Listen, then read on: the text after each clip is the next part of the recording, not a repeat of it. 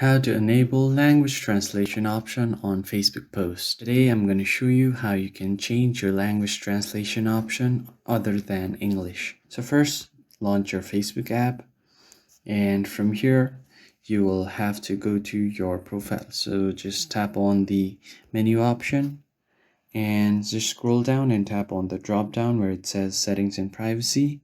Go to your settings, and here you want to scroll all the way to the preferences. So under preferences, go to language and region, and at the second option you can see language into which you'd like to have your post translated to. So it's by default on English, but if there are any posts that have caption other than English, then you can choose any of these other languages that will translate it to.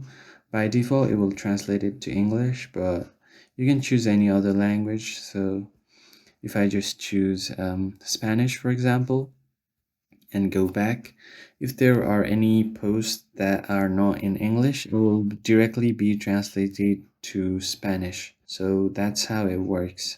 And yeah, that's how you can easily enable language translation option. I hope this video was helpful to you. I'll see you guys on the next video. Thank you for watching.